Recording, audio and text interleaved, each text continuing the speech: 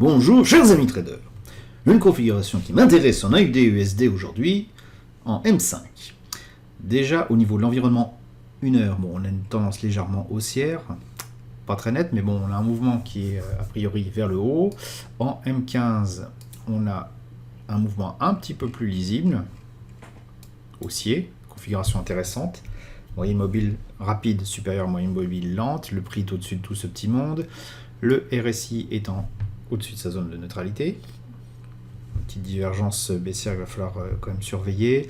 Le stochastique au-dessus de son signal, donc son niveau de neutralité, intéressant aussi. Je cherche à me positionner en M5 à la faveur d'une baisse dans cette hausse. Hop, voilà. Donc là-bas, on y est en fait. Oups, on y est. On va attendre la fin de la bougie, à moins d'une minute. Hein. C'est pour ça que je suis un peu speed tout de suite. C'est pour faire la vidéo et expliquer le contexte avant de lancer. Donc voilà, un bougie de baisse, impulsion, hésitation, a priori, bougie d'hésitation dans l'autre sens, de confirmation d'impulsion dans l'autre sens. Donc intéressant. On aurait quelque chose comme ça.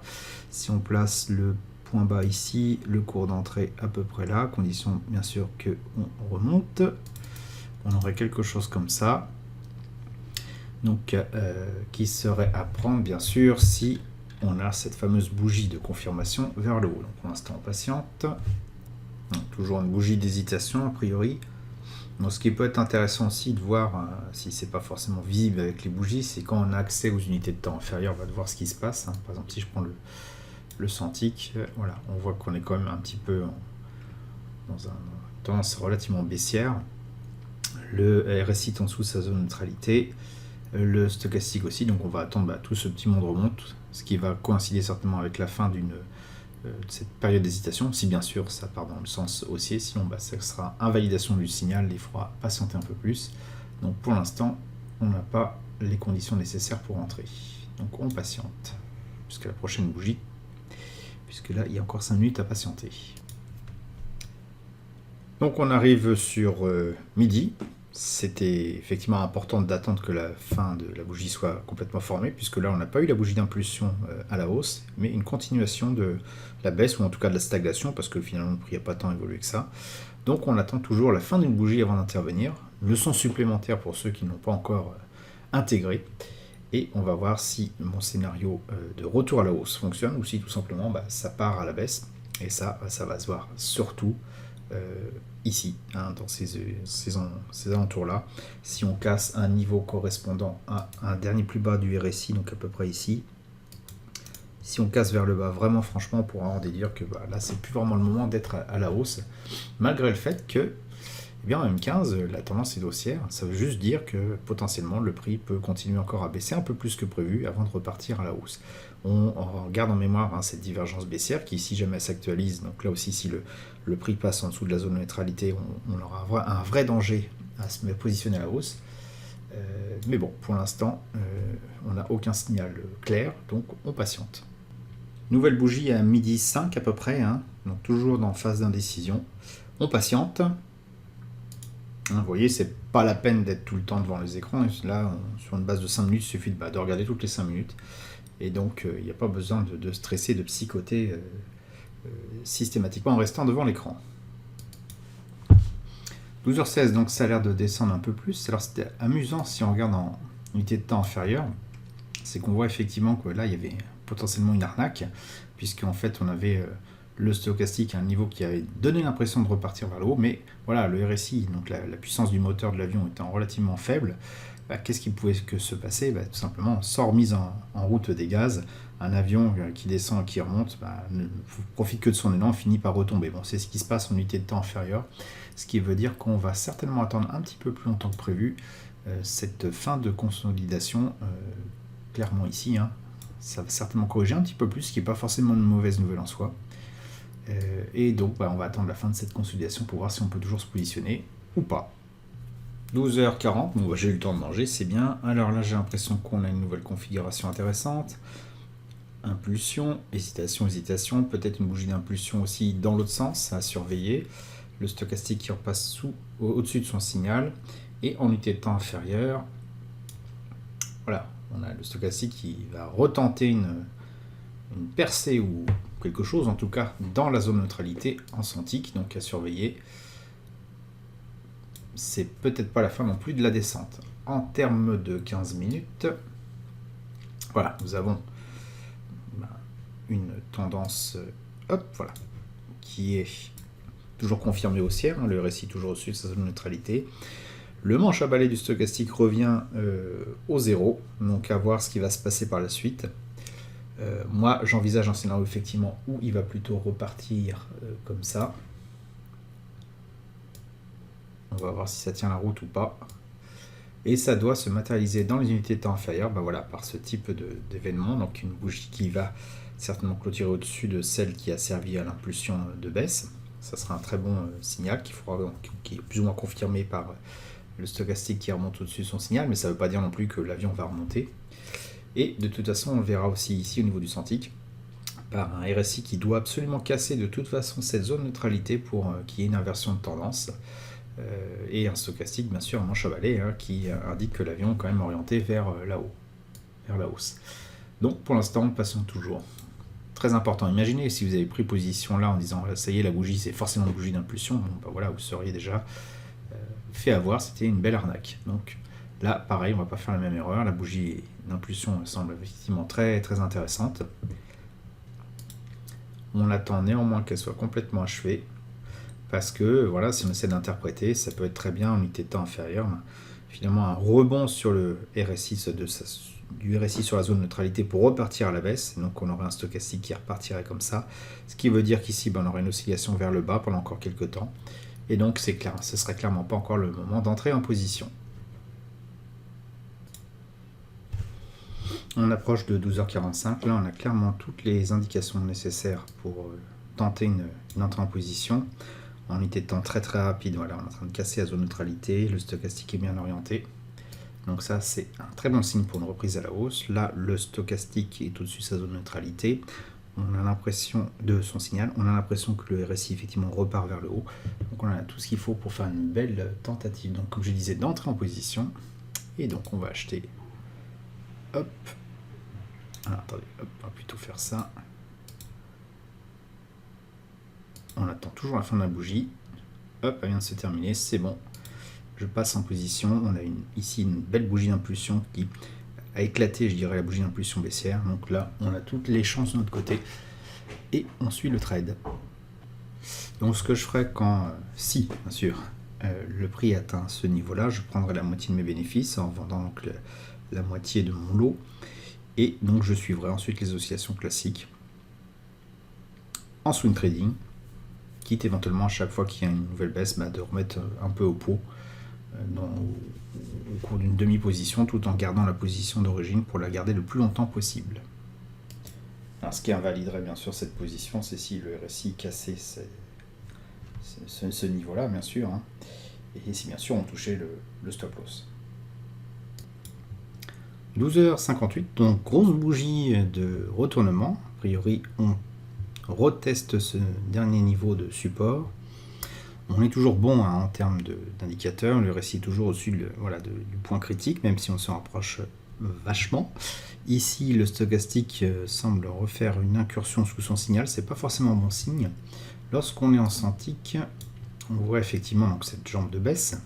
Et qu'on n'a finalement pas cassé, c'était une fausse cassure la zone de neutralité, ce qui laisse à penser qu'on est toujours en tendance baissière. Alors pour combien de temps, on ne sait pas. Peut-être que je me suis positionné un petit peu trop tôt, c'est pas dramatique parce que vous avez vu, j'ai mis un montant vraiment ridicule, donc je ne vais pas perdre grand chose. Il faut tester un petit peu, voir si ça fonctionne, puis quand ça marche, moyenner à la hausse. Là pour l'instant on est plutôt en baisse, donc ça peut être une baisse temporaire, surtout qu'ici on a un niveau qui apparaît sur le trait rose. Faut voir s'il tient le choc ou s'il est percé. S'il est percé, ça sera simplement partie remise. Alors 13h01, tout simplement mon stop vient d'être exécuté. Donc clairement je suis rentré trop tôt, donc une petite perte d'un 8,60$. On va attendre que ce mouvement de correction se termine pour voir si c'est toujours intéressant de se positionner à la hausse. Je suis sans doute un petit peu trop avancé. C'est pas grave, c'est choses qui arrivent. Ce qu'il faut, c'est que quand ça va pas dans le sens, on coupe vite Et quand ça va dans l'autre sens, on charge la mule. Donc pour l'instant, eh bien écoutez, on va patienter. 13h17, alors je profite du mouvement baissier qui est en cours, je peux finalement pas me positionner à la hausse pour faire un petit laïus justement sur le bon moment en fait pour rentrer en position. Lorsqu'on a quelque chose en 15 minutes qui est comme ça, donc aussi les moyennes mobiles sont bien orientées, et là on a une correction au sein de cette hausse. En fait le meilleur positionnement va être bien sûr, théoriquement, lorsque le RSI repart à la hausse, c'est que donc le stochastique est au-dessus de son signal et le tout au-dessus de la zone neutralité. Alors, ce qui est en pratique pour le 15 minutes va l'être aussi pour le 5 minutes. Si moi je veux rentrer en position en 5 minutes, il vaut donc mieux que j'attende d'avoir la même configuration, donc idéalement des moyennes mobiles dans le bon sens, un stochastique qui est au-dessus de sa zone neutralité, concrètement le manche à balai est dirigé pour amener l'avion vers le haut, et bien sûr le RSI au-dessus de sa zone de neutralité. Donc ici, si j'avais pas anticipé, effectivement, si j'avais anticipé comme je ne l'ai pas fait, la clôture de la bougie en disant bon voilà, on a clairement un retournement potentiel, et en fait je me serais rendu compte que le stochastique n'était pas forcément au mieux en termes d'orientation, et pourtant c'est ce que j'ai fait exactement ici. J'ai anticipé ici, la clôture de la bougie était évidente, il y avait un réel élan haussier, donc un potentiel retournement. Le seul truc qui manquait, c'est effectivement que le stochastique était au-dessus de sa zone de neutralité.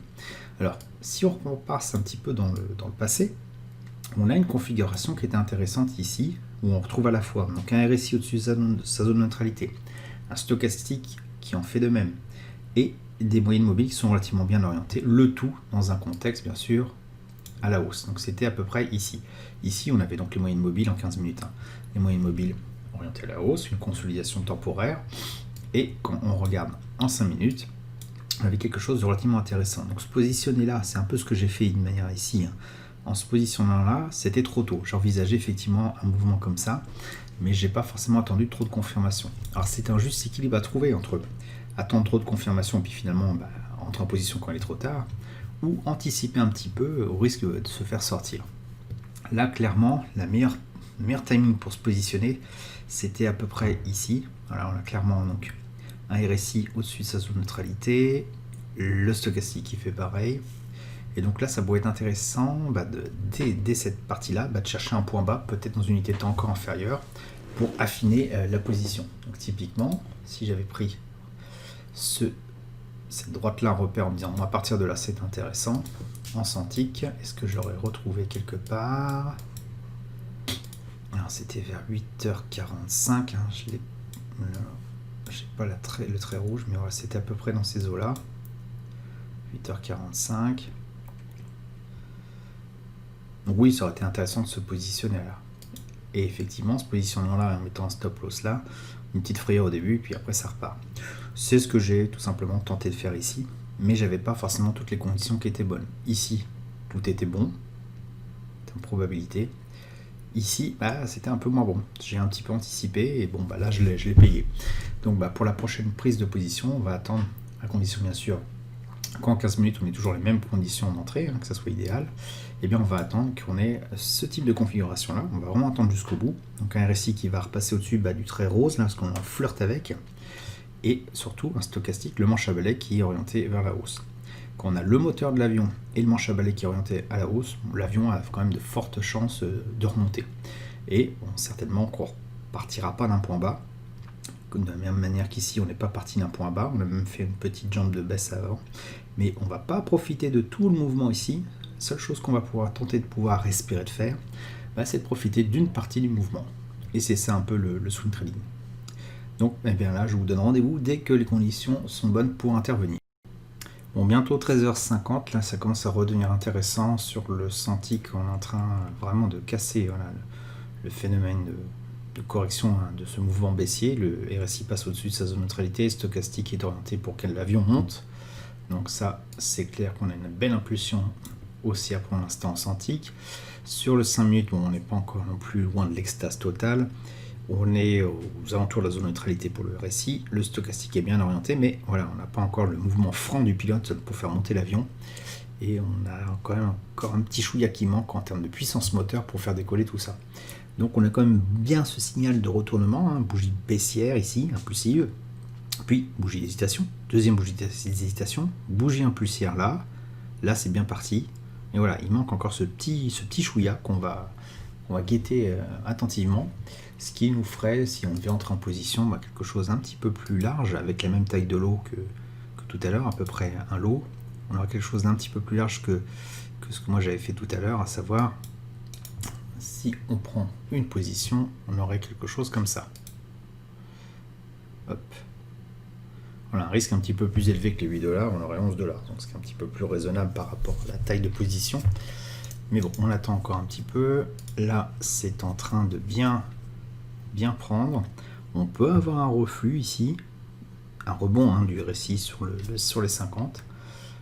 Concrètement, je pense que je vais surveiller en senti ce qui se passe, voir si ce fameux pullback est positionné après, si ça s'oriente bien par la suite.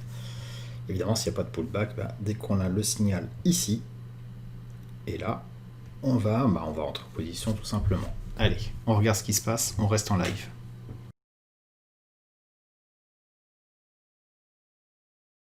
Bon, ça devient intéressant, surtout qu'en 15 minutes, si on regarde, voilà, on a toujours notre fameux triptyque, bougie impulsive, non, hésitation, bougie impulsive de l'autre sens. Donc, tout a l'air vraiment d'être bien orienté. Ici, voilà, ça pousse bien, ça pousse même un peu trop. Voilà, là on a les deux signaux qui sont arrivés, à savoir le RSI au-dessus de sa zone neutralité, le stochastique qui... Attends, est-ce que c'est fait? Ah, c'est encore un peu juste, qui est encore en dessous des 50.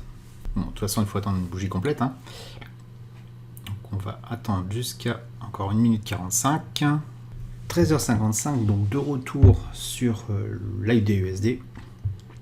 On a une configuration qui devient vraiment intéressante, le stochastique qui vient de passer au-dessus de zone neutralité, le RSI a fait également la même chose, tout est bien orienté. Ici au niveau du 15 minutes, on a une bougie impulsive baissière, bougie d'hésitation, bougie a priori impulsive haussière, puisqu'elle n'est pas terminée, ce qui indique un retournement, donc là, pour l'entrée en position potentielle.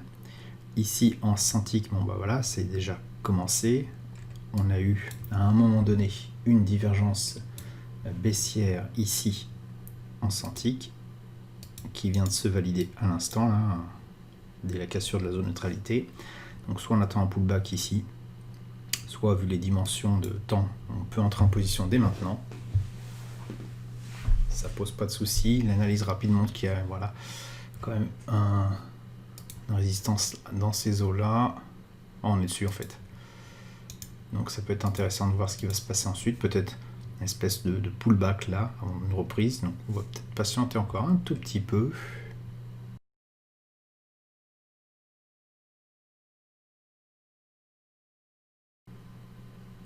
Ça teste la résistance ici. En train de tester. Je vais prépositionner mon ordre. Allez, on va y aller. Parce que là, j'ai l'impression que ça va partir sans faire de retour. Donc à partir de là, je cache le senti, puisque ça sert qu'à affiner le point d'entrée.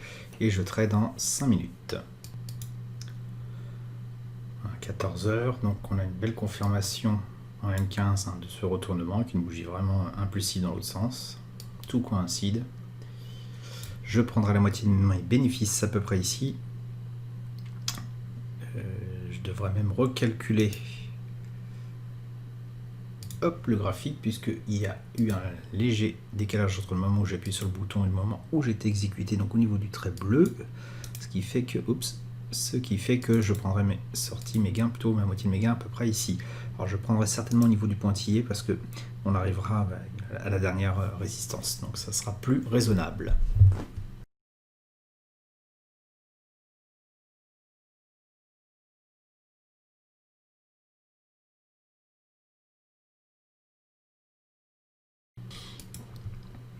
« 14h25, correction en cours, tout à fait saine, dans un contexte toujours de RSI supérieur à sa zone neutralité stochastique au-dessus des 50 également.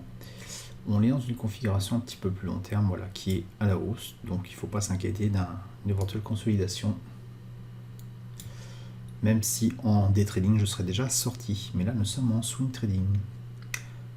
Donc bon, on reste dans la stratégie initiale, qui est tout simplement, tant qu'on n'a pas de cassure du RSI en dessous des 50, eh bien on reste en position, quoi qu'il arrive.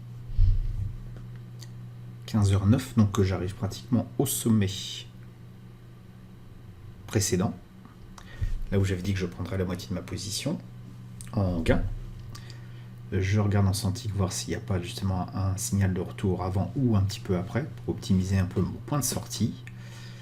Et on va prendre la moitié de ses bénéfices. Pour l'instant, ça continue de pousser, donc je ne fais rien.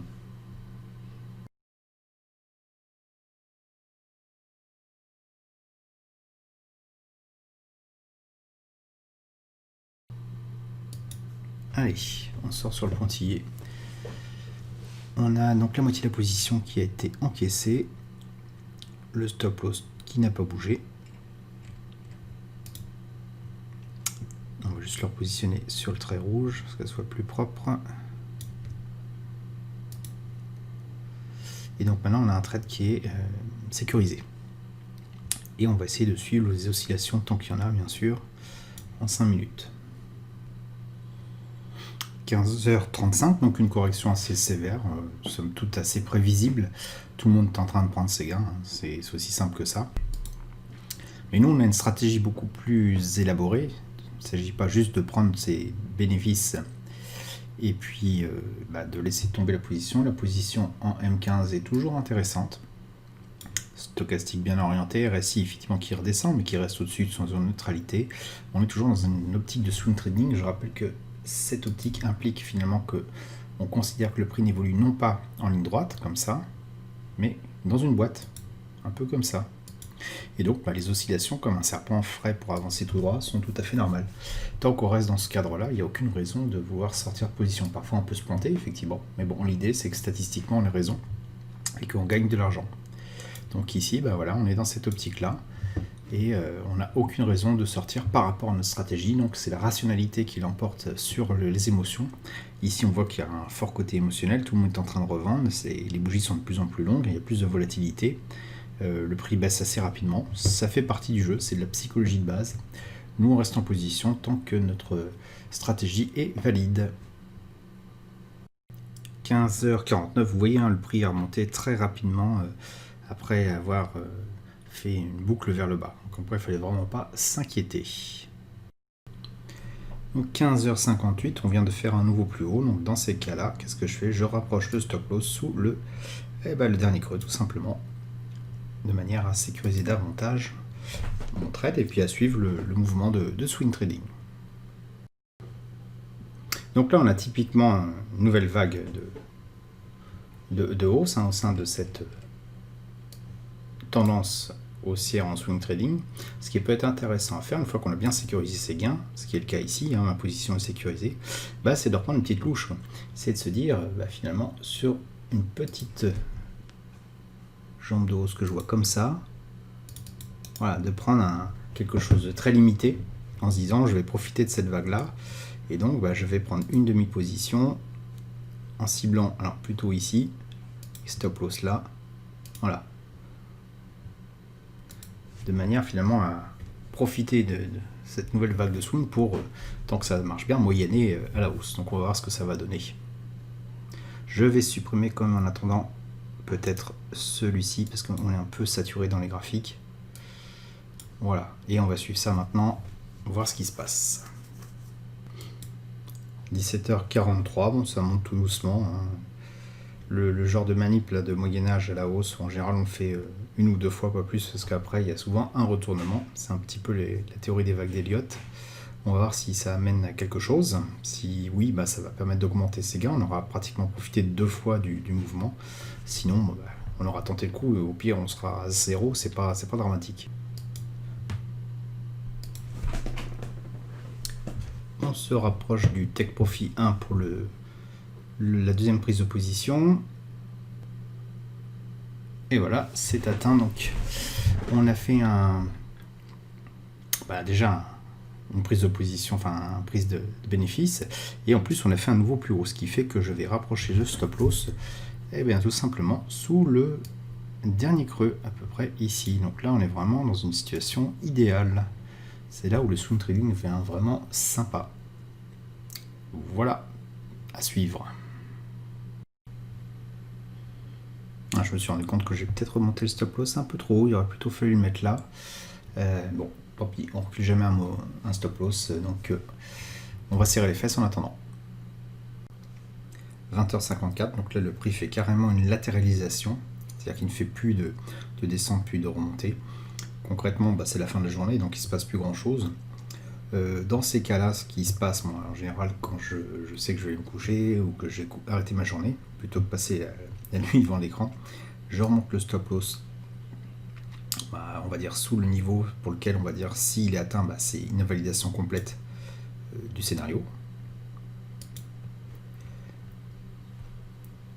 Hop.